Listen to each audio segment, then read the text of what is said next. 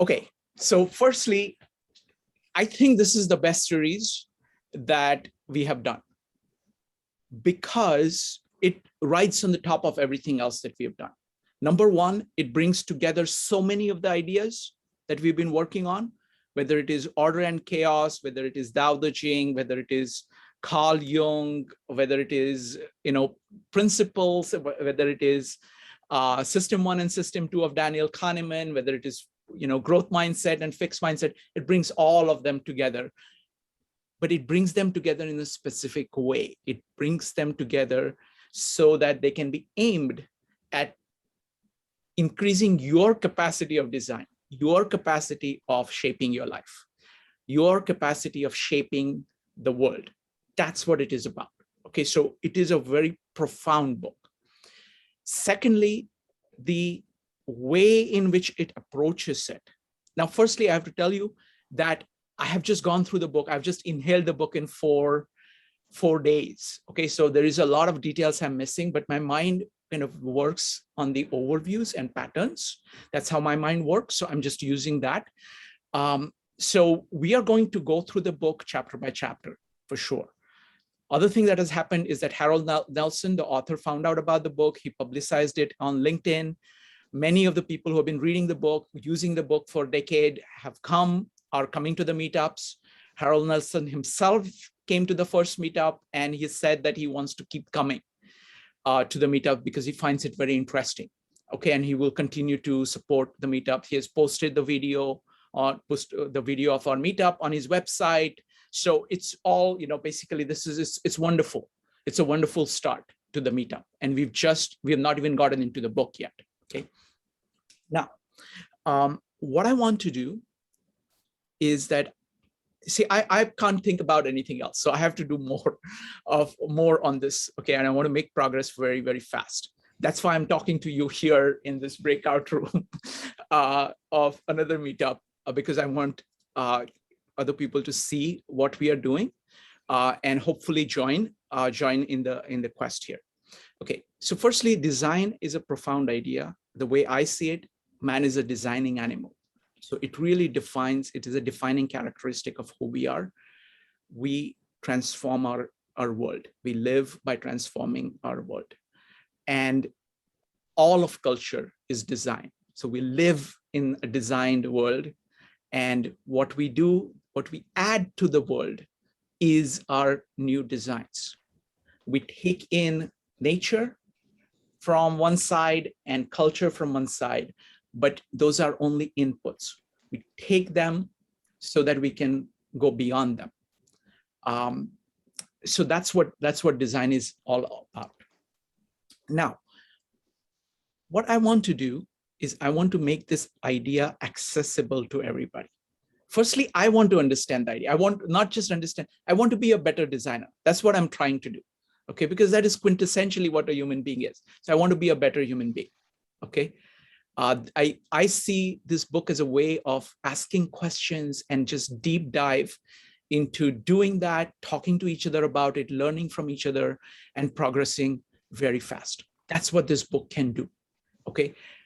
So that's why I'm excited about it. The second thing is that we have something very deep going here with 52 living ideas. Okay, let me identify it explicitly. What we are doing is that we are actually producing something which is new, a medium which is new.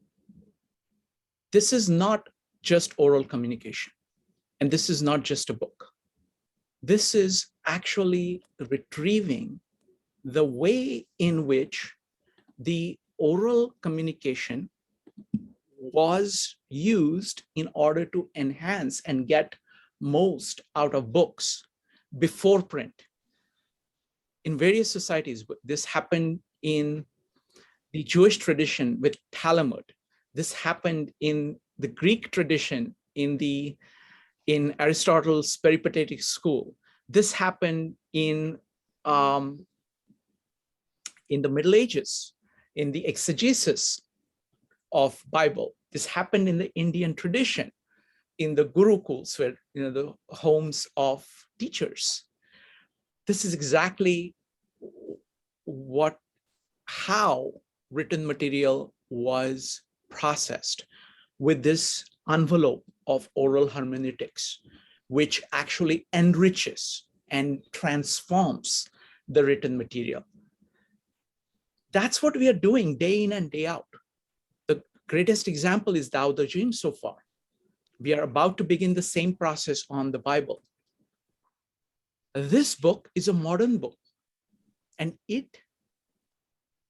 have chosen it because it represents the West very well and the power of the West very well. When we discussed East and the West, West's power is transformation of the world, which is really designing of the world. East is to have the intuitive sense. Its power is to have an intuitive sense, being in touch with consciousness, being in touch with intuition, being in touch with nature, accepting of that. So design, again, design the way in which architects do it. And it's very odd. All my favorite thinkers right now seem to be architects for some reason. Louis Sullivan, Harold Nelson, Buckminster Fuller, Akoff, all of them. I did not know that even Akoff was an architect. And Gene. What's that? And Gene. No, Gene is not there yet. Sorry. Sorry, Gene. I had to put you in there. So that's the level. I mean, what you're trying to do is that you're trying to understand everything. So it's a way of being open to nature, open to culture, learning. So having the wonder for nature, having the respect for culture, and having a commitment. So it's these three things: wonder, respect for culture, and commitment to yours transforming the world, yours transforming your life to make the world better, make your life better. Okay, so that's the foundation. Now, what I want to do is I want to make this accessible to everybody. This book has been written largely for academics, largely for people who are into design. Okay, that's not, but the vision actually includes every person. But there is a big distance right now between the book and the common person. Okay, that is what we are trying to bridge. That is what we are going to bridge. Okay, so the question is how. Simple answer is McLuhan. I'm going to use McLuhan's ideas in order to make this accessible to everybody. So what are McLuhan's ideas? McLuhan's ideas is the idea that we invent our tools and then the tools shape us. We shape the tools shape us. He has this concept of tetrad, of how each technology transforms culture. Ideas are also technologies. Ideas are also tools. This idea of design. So we're going to focus in on this idea of design and use it to transform first our lives, our own lives, our group here, helping each other do that. And then hopefully we'll learn something about how to do this. And then we can take it on a larger scale. This topic is the perfect topic to do that on. So let me go ahead and describe to you how McLuhan's tetrad works. Actually, it's the same idea as Aristotle's four causes. Okay. And though Harold Nelson doesn't talk much about it, I see the imprints of that throughout his work. So what we're going to do is that there are four large parts of the book. So it's basically part 2, part 3, part 4, part 5. Part 1 is just a very simple one single chapter, which I'm going to move into part 5. Okay, so there are 4 parts. See what each of the parts are doing. Okay, we are going to start off with part 5. The part 5 is about being a designer. It is about this vision. It is about the identification. I'm again putting it in my own words. Okay, again, Harold Nelson is not responsible for what I'm saying. It's what I'm saying. I owe tremendous amount of gratitude to the gentleman. but these are my thoughts, my way of putting things together. Okay, I take full responsibility for all the mistakes.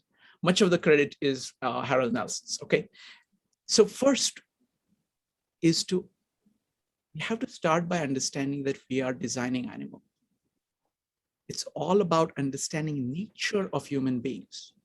This maps onto Aristotle's concept of formal cause.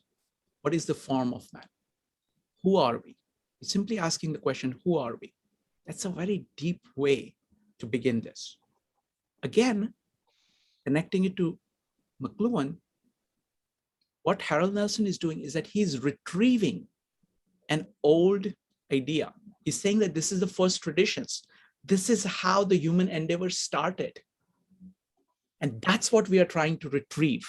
Okay, so it is retrieval of that. So in the tetrad, this is a retrieval of the form of who we are. So that's part 5. Then comes part 4. He calls it metaphysics, but if you look at what it is saying, what is the splendor of design? What value does it give you? How can it go wrong? What disvalue does it produce? And what standards do you use to evaluate these things? All of these are ethics. All of these are asking questions, where are you going? Okay, it is all about the final cause of design. So why should you be doing this? So first, this is who we are. Second, we're asking, why should we do it? Third is these 6 great chapters, which is really the core of the book, which is about how. How do you design? Ideas, profound ideas about designing. That is the efficient cause. Okay, this is what McLuhan would call extend. This is what is extending your capacity of being a designing animal. So that is the efficient cause. And the last one, what he calls foundation, which is part 2. If you just look at it, what it is doing is that it is actually replacing the existing concepts. For example, he calls it, one of the sections is ultimate percept. What is the ultimate percept? See, design is an ultimate percept. It is basically the thing that you need to put together in order to achieve your goals, which captures all your requirements. Is it consonant with nature? Works very well in the cultures. It is a percept that embodies the deepest ideas that you have. So it brings together. What it replaces is just pure materialism, things for the sake of things, and it also replaces ideas for the sake of ideas by uniting those two things. So it is a way of replacing what McLuhan calls obsoletes. So those are the 4 things that are being done. So the way we are going to look at this is we are going to look at it backwards, the book. We're going to go 5, 4, 3, 2. But at the same time, all these are operative at the same time. So I'm going to go through spiraling. We are going to go ahead and give me just a second. What we're going to do is that we're going to go spiraling through the book. So we'll take one of who we are, one of why it matters, why is it a value, one of how to do it, and one of clarifying our concepts, and then go back to who we are. And we'll keep rotating like that. So that's the structure that we are going to go through, okay? Now, I am thinking about this all the time, okay? And this medium, this meetup is my medium of doing this. So on Mondays, we are doing this. We're going to be taking 1 chapter at a time. I will announce the chapters based on this. We're starting with the prelude, which is the overview. That's going to be this Monday. What I'm going to do in addition is that on Friday, I'm going to go back to my series on either on Friday and Thursday. That I have to decide whether Thursday or Friday. So I'll take one of them. So either, the Bible, most probably my Thursdays are mostly free. So I'll probably do this on Thursdays, and I will move the Bible series on on Fridays. Okay, I'm going to talk, I'm going to try that, but for me, that actually is going to work much better.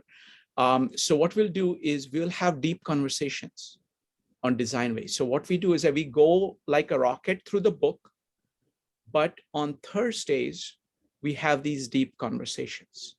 So each person can talk about their own or own take on design, how they are looking at design, learn from each other, which we will not have time to do. We'll be able to, we are mostly looking at the chapter on Mondays. On Thursdays, we will balance it with a really kind of holistic discussion of what we get from design. And we are going to be spiraling. We are going to be hitting all these aspects. We're going to be hitting the intuitive, rational, the imaginative, those three parts. We're going to be looking at all these kind of four causes and how they are operative. This is just an abstract way of working out the structure, but that's what we are going to do. So don't miss it. This is going to be the best, because what will happen as a result of this, I'm hoping that this is a very different way of mastering a concept, of mastering a book. I think we are going to learn something. I think we are already there. We have all the tools, we have ways of doing things. We have the culture here to do it, of this kind of study, of seriously upgrading our abilities, our knowledge. So that's what we're going to do. So now I want to open it up for any thoughts, any questions. So just so I'm straight, part 5 is going to be what we're relating to formal cause.